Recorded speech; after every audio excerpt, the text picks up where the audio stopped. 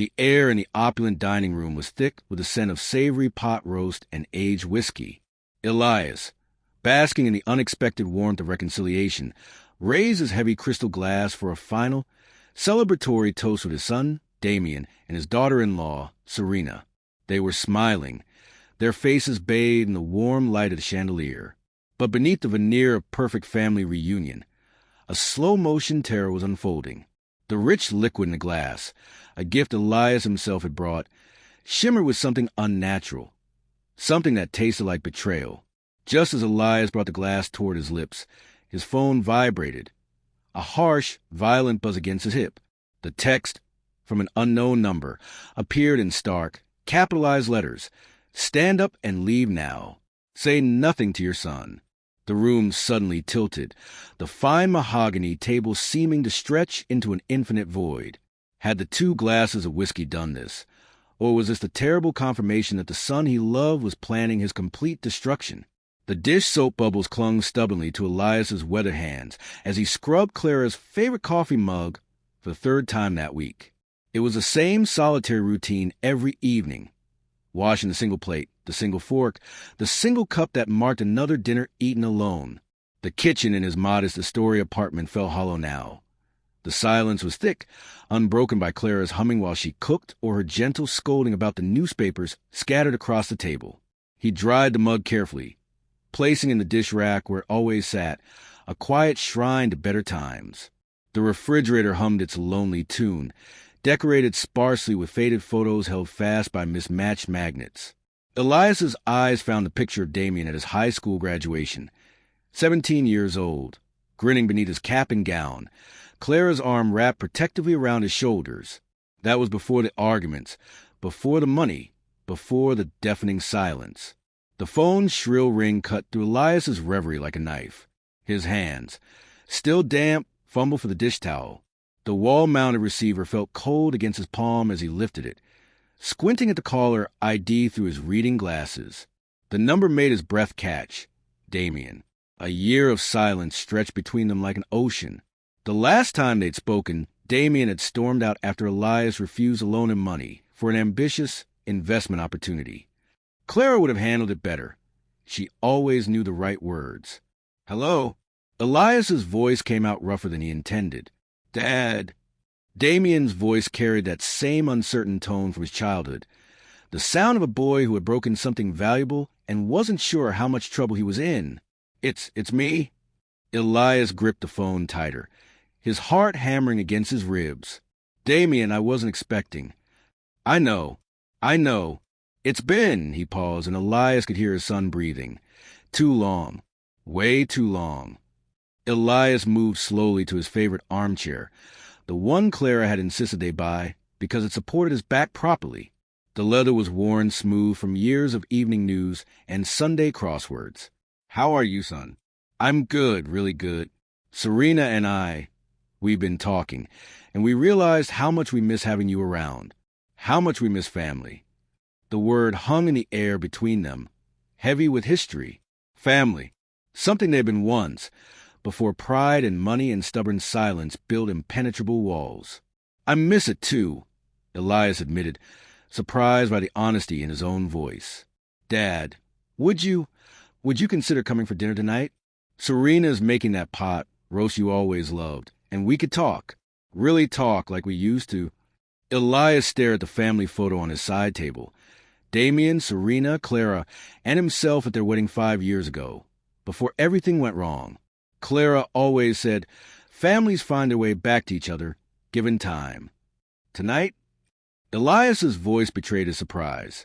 "I know it's short notice, but Serena's already started cooking, and we don't want to wait anymore. We've wasted enough time." Something in Damien's voice tugged at Elias's heart. A vulnerability he remembered from when the boy was small and afraid of thunderstorms. Maybe Clara had been right. Maybe families really could heal. "What time?" he heard himself saying. 7:30. I'll text you the address. "We moved to Willow Creek last year." Willow Creek. Expensive territory, but then Damien had always been ambitious. "I'll be there." "Dad." His voice softened. "Thank you for giving us another chance." After he hung up, Elias sat in the deepening gloom, holding the family photo in his trembling hands. Clara smiled up at him from the frame, and he could almost hear her whisper, "It's time, Elias. It's time to come home." The silence that followed the dial tone felt different, charged with possibility instead of emptiness. He set the photo back on the side table and rose with a purpose he hadn't felt in months. Tonight would be different. Tonight, he would have his son back. Upstairs, his bedroom felt like a museum of memories. Clara's perfume bottle still lined her dresser, dust motes dancing in the late afternoon light, streaming through lace curtains. He opened his closet and pushed past everyday shirts and worn sweaters until his fingers found the navy suit, hanging in protective plastic. The fabric felt substantial, a wool blend that Clara had insisted upon when she'd surprised him with it for Damien's graduation. "You need something nice for important occasions," she'd said. He carried the suit to the bed and unwrapped it slowly, remembering how proud he'd felt walking into that auditorium, Clara on his arm, watching Damien cross the stage. The same suit had seen him through job interviews, anniversaries, and Clara's funeral. Tonight, it would witness another milestone. As he shaved, the shower's hot water loosened muscles he hadn't realized he'd been tensing. He studied his reflection. The lines around his eyes had deepened, and silver now dominated his temples. Would Damien notice? Would Serena see how lonely he'd become? Dressed and ready, the suit still fitting well, Elias selected a bottle of aged whiskey from the cabinet. A peace offering. Something to bridge the gap between past hurts and future hopes. His phone buzzed. 247 Cedar Street, Willow Creek. "Can't wait to see you, Dad." Elias called for a rideshare. Typing the address, his fingers hesitated. Willow Creek was 40 minutes away, another world from his modest Astoria neighborhood. As Astoria gave way to highways, and highways gave way to manicured suburbs, Elias watched the world transform outside his window. Houses grew larger, lawns more pristine, driveways wider. By the time they crossed into New Jersey, he was staring at mansions that could have housed 6 families like his. "Willow Creek's a beautiful area," the driver remarked. "A lot of successful folks out here." "I'm visiting my son," Elias replied, pride swelling in his chest despite his confusion about how Damien could afford such luxury. The car slowed to a stop before a house that belonged in architectural magazines. Elias sat frozen, staring up at stone columns and perfectly manicured topiaries that probably cost more than his monthly rent. 2 luxury cars, a Mercedes and a BMW, sat parked like gleaming statements of success. He fumbled with his wallet, his hands trembling slightly as he stepped onto the pristine pavement. His polished but worn shoes clicked against the stone as he walked the curved path toward the massive oak door. Before Elias could reach the brass doorbell, the door swung open. Sophia, a middle-aged Hispanic woman with kind eyes and graying hair, stood in the doorway, wearing a crisp black dress that screamed professional housekeeper. Her smile seemed genuine, but something flickered behind her eyes. Concern, a warning. The expression vanished so quickly Elias wondered if he'd imagined it. "Mr. Miller," she said warmly, ushering him into a foyer that made his entire living room look like a closet. "Mr. Damien and Miss Serena are so excited you're here." The interior took his breath away. Marble floors stretched toward a curved staircase that belonged in movies about the rich. Crystal chandeliers cast warm light over original and expensive oil paintings. "Dad." Damien's voice boomed from deeper in the house. He appeared in the foyer, looking like a magazine model. Expensive suit, perfect haircut. His embrace felt desperate, lasting a beat too long. "You look great," he said, his eyes seeming both grateful and anxious. Serena materialized beside him, a graceful apparition in a silk dress. Her makeup was flawless, her jewelry subtle but expensive. Her smile was so perfect it felt rehearsed. "Elias, you look wonderful. We're so happy you're here. This place is incredible.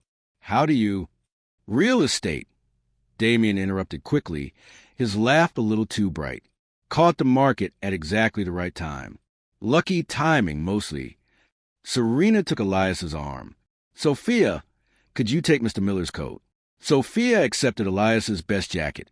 which suddenly felt shabby, with another of those kind but troubled smiles, disappearing toward a coat closet large enough to house a small family. "I brought this," Elias said, offering the whiskey bottle. "Thought we could share a drink." Damien's face lit up. "Dad, this is fantastic." "You shouldn't have, but I'm glad you did." He clapped Elias's shoulder with enthusiasm that felt slightly forced. "Serena's been cooking all afternoon. She remembered how much you love pot roast." Elias wondered briefly how Serena remembered his food preferences. They'd shared perhaps 3 meals in 5 years, and he couldn't recall pot roast being discussed. "Family takes care of family," Serena replied smoothly. Damien led them toward the dining room. The mahogany table was set for 4 with fine china, and silver gleamed against white linen. The scent of pot roast drifted from beyond swinging doors that probably led to a kitchen larger than Elias's entire apartment. "This is beautiful," Elias breathed, genuinely awed, as Damien pulled out his chair at the head of the table. Elias found himself hoping Clara could see this moment. Serena settled gracefully to his left, while Damien claimed a seat to his right. The arrangement felt deliberate, positioning both of them where they could watch his every reaction, guide every conversation. Sophia appeared silently, carrying delicate appetizers. "Let's start with your whiskey," Damien announced, already opening the bottle. The amber liquid caught the light as he poured generous portions into heavy crystal tumblers. "This calls for a proper toast." He handed Elias a glass filled higher than Elias would have poured for himself. "To family," Serena said, her smile radiant. "To forgiveness and fresh starts," Damien added, his voice catching slightly. "To Clara, she would have wanted us together like this." The whiskey burned sweetly as Elias drank. "Tell us about the restaurants." Serena leaned forward with genuine seeming interest. "Damien says you built an empire from nothing." "Empire is too grand a word," Elias said, taking another sip, feeling unusually relaxed. "Just hard work and faith in people. Clara always said, treat employees like family, customers like friends. Don't be modest, Dad. 7 locations now. That's impressive by any standard." Damien had been keeping track, even during their silence. Sophia served rich lobster bisque with practiced efficiency, though Elias noticed her hands trembling slightly. "Do you ever think about retirement?" Serena asked casually, cutting her bread with surgical precision, slowing down a bit. "The restaurants keep me busy. It's what Clara and I built together. Every location has her fingerprints on it." Damien and Serena exchanged a glance that seemed to communicate, without words. "But you can't work forever," Damien pressed gently. "Have you thought about succession planning? Legal arrangements for the future?" The question felt oddly specific. "One day at a time, son. One day at a time." Sophia appeared with the main course, pot roast that smelled exactly like Clara's recipe. "This is perfect," Elias told Serena. "Exactly like my wife used to make." Serena's smile looked painted on. "I wanted tonight to be special, to remind you that family takes care of family." As they ate, Damien regaled Elias with stories about his real estate ventures, but his explanations remained frustratingly vague. Serena asked pointed questions about restaurant operations, profit margins, and property values. Their curiosity felt intense, almost professional. The evening progressed, and Elias's head felt lighter than it should have after just 2 glasses of whiskey. The alcohol made everything feel slightly surreal, like watching himself from outside his body. When had he become such a lightweight? Elias reached into his jacket pocket for his phone. The phone vibrated against his palm just as he started to pull it out. "Sorry," he mumbled, glancing apologetically at Damien and Serena. Probably just a night manager with some routine question. But the number on his screen belonged to no one he recognized. A local area code, but completely foreign digits. He frowned, thumb hovering over the notification. The phone buzzed again, more insistently. "Everything all right?" Damien asked, leaning forward with excessive concern. "Just unfamiliar number." Elias shielded the screen partially with his napkin, driven by an instinct he couldn't explain. The text message appeared in star capital letters. "Stand up and leave now. Say nothing to your son." Elias's blood turned cold. He read the message again, certain he'd misunderstood, but the words were the same. the command urgent. "Dad." Serena's voice seemed to come from far away. "You look pale. Are you feeling all right?" Elias forced his features into what he hoped resembled normalcy, slipping the phone back into his pocket with trembling hands. "Fine. Just rich food hitting me harder than expected." But he wasn't fine. Someone unknown had his private number, knew where he was, and felt compelled to warn him. "Maybe some water," Serena suggested smoothly, signaling Sophia. Damien studied Elias's face with sharp attention. "You sure you're okay?" You went completely white there for a second. "I'm sure," Elias lied. "Just need to excuse me for a moment." "Bathroom." Damien pointed toward the hallway. "Second door on the left. We'll wait for you. Sophia's bringing dessert." Elias stood, testing his balance carefully, instead of turning left toward the powder room. Something made him continue straight toward what looked like the kitchen entrance. The anonymous message burned in his memory. Sophia stood at an enormous sink washing crystal glasses with methodical precision. Her back was turned, and she didn't acknowledge Elias, even though his footsteps must have been audible on the marble floors. The kitchen's back door stood just beyond her, leading to what looked like a garden. Freedom, space to think. Elias moved quietly past Sophia, expecting her to turn to alert his hosts. She never looked up, though her shoulders tensed slightly as he passed. The door opened silently onto a manicured lawn. He walked faster, not caring about stains on his dress shoes anymore. The gate opened onto a quiet residential street lined with mansions and their secrets.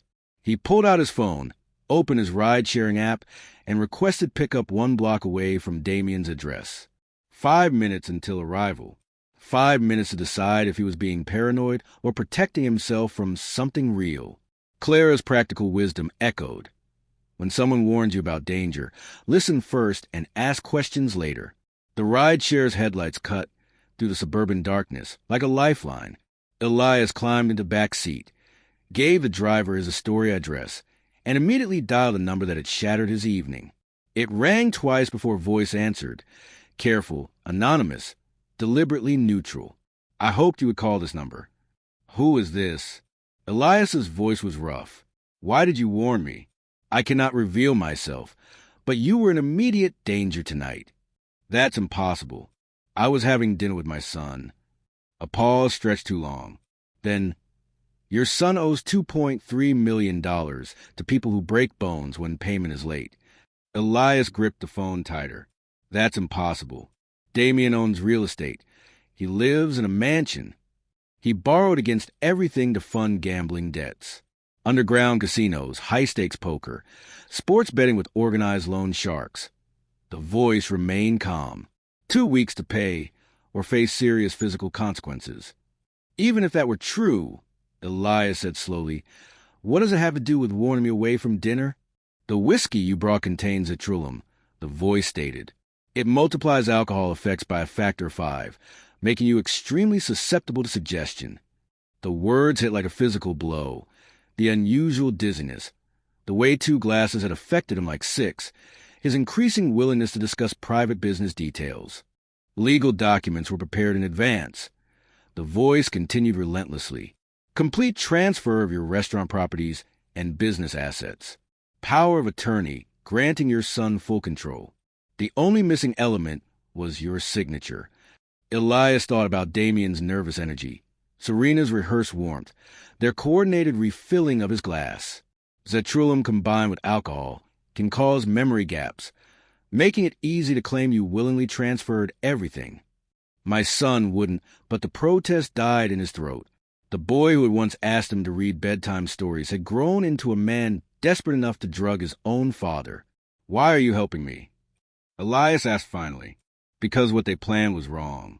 Because you deserve to know the truth about people you trust." The caller knew details no stranger should possess. Debt amounts, drug names, illegal document specifics. "Who are you, really?" "Someone who sees more than people realize. Someone who couldn't stand by and watch an innocent man be destroyed by family greed." Sophia. The realization hit him like lightning. Her nervous efficiency, her deliberate non-reaction when he'd passed through the kitchen. She had chosen conscience. "Thank you," Elias said quietly. "Don't thank me yet. They'll realize you're gone soon." Damien is desperate enough to try again, possibly with more dangerous methods. His phone showed 3 missed calls from Damien's number. Protect yourself. Change locks. Inform your lawyers. Move financial assets to accounts Damien can't access. He knows your business inside and out, every vulnerability, every routine. Be very careful, the voice warned. Desperate people make desperate choices. Your son has 11 days to find $2.3 million or face consequences worse than bankruptcy. The call ended, leaving Elias alone with the sound of the driver's soft jazz and the weight of complete family destruction. His phone buzzed with a text from Damien. "Dad, where are you? We're worried sick." Elias stared at the message, then deleted it. The man who sent those words had planned to drug him and steal everything Clara and he had built. The driver cleared his throat. "Sir, we're approaching the Astoria Bridge. Still want to go to the original address." Elias pulled Clara's wedding photo from his wallet. She'd never backed down from a difficult conversation. She wouldn't run. "Actually, no." Elias straightened in his seat. "I need to make a phone call. Then we're changing destination." His fingers shook as he dialed 911. "Emergency services, what's your emergency?" "My family is attempting to poison me for money," Elias stated. "I have evidence, and they're still at the location with prepared legal documents." "Sir, are you in immediate danger?" "Not right now, but I need officers at 247, Cedar Street, Willow Creek, New Jersey. I'm returning there to gather evidence." The dispatcher warned him strongly against returning until officers arrived. But Elias knew they would destroy the evidence and try again. "Change of plans," he told the driver. "We're going back to Willow Creek." "Sir, you seem really upset. Maybe you should think about this." "This isn't a rash decision." Elias met his eyes in the mirror. "Sometimes you have to choose between being safe and doing what's right." 20 minutes later, they turned onto Hill Street. Police cars approached from the opposite direction. Lights off, but unmistakably official. "Wait around the corner," Elias told the driver. Walking up the curved driveway felt like approaching an execution. His hand trembled as he reached for the doorbell. Time to face his son. The doorbell's chimes echoed through the mansion. Footsteps approached quickly. Damien yanked the door open, relief and suspicion warring across his features. "Dad, where have you been?" His smile looked painted on. "Sorry, son. I needed some fresh air. Felt dizzy after all that rich food." Elias forced his voice into apologetic tones. "Dizzy?" Damien's eyes sharpened. "You were gone for almost half an hour." Serena thought something terrible had happened. Serena appeared behind Damien, her designer dress wrinkled from nervous pacing. Her perfect hostess mask slipped, revealing raw panic. "Elias, you gave us such a scare." She reached for his arm, her grip lingering too long, too tight. "Just needed to clear my head."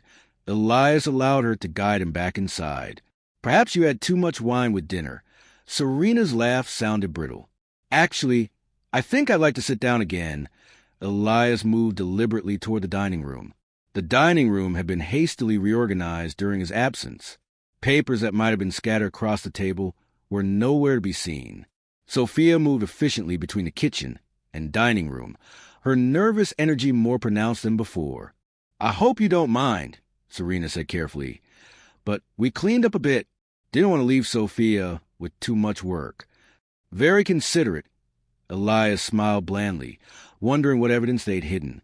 Damien drummed his fingers against a mahogany table, a nervous habit from childhood.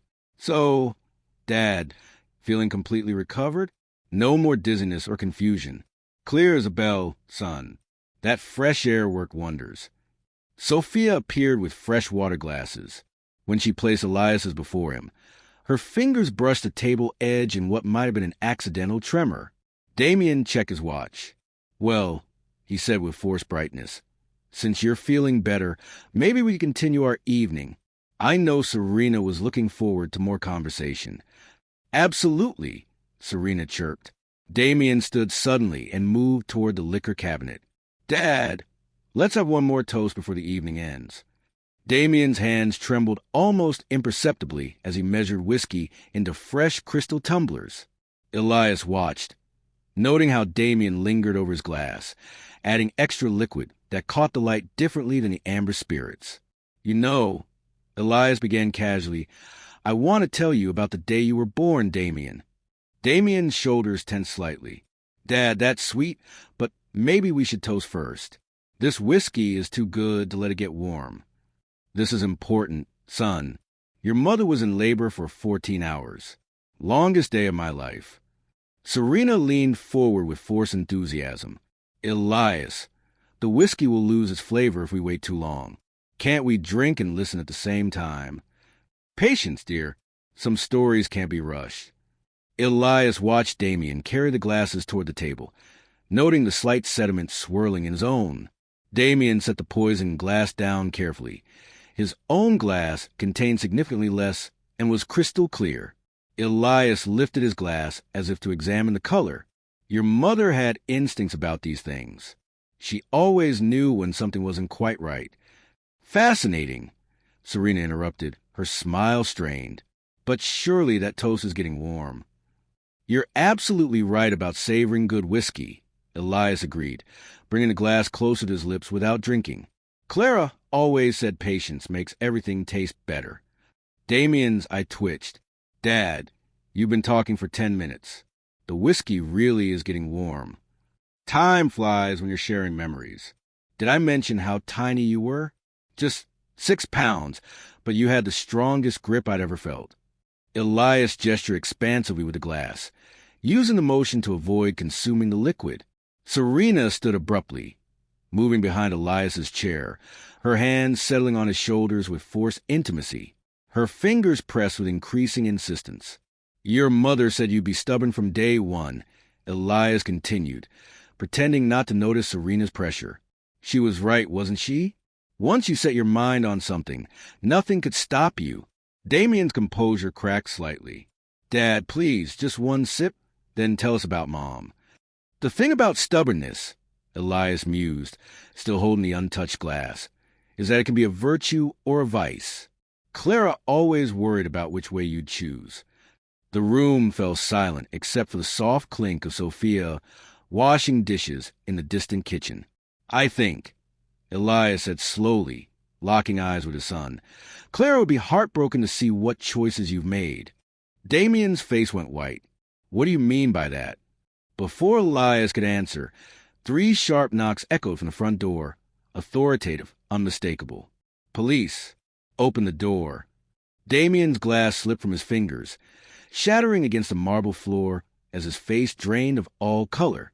The metallic click of handcuffs cut through the dining room's stunned silence like a judge's gavel.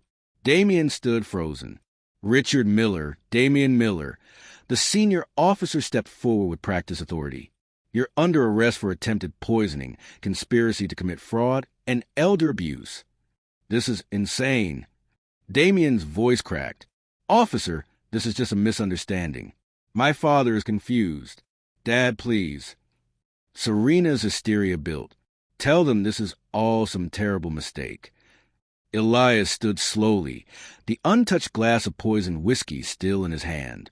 The sediment swirled like guilty secrets in the amber liquid. "There's no mistake," Elias stated. "This glass contains zetrulum. My son added it to make me sign business transfer documents." The junior officer accepted the glass with latex gloves, holding it up to the chandelier light. The foreign particles were clearly visible, undeniable evidence of calculated betrayal. "Sir, attempted poisoning carries 8 to 12 years minimum sentence," the senior officer informed Damien as the handcuffs clicked into place. "Conspiracy and elder abuse add additional time." Damien's knees buckled slightly. 12 years? But the loan sharks. "They'll kill me if I don't pay in 11 days. "You had choices," Elias replied quietly. "You chose gambling over family. You chose crime over honest work. You chose to poison your own father rather than face the consequences. Serena Miller, you're also under arrest as a co-conspirator." "No." Serena clawed at the table edge. "I didn't plan anything.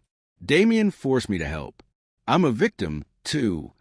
Ma'am, Evidence shows you researched the victim's preferences and participated in the drugging plan.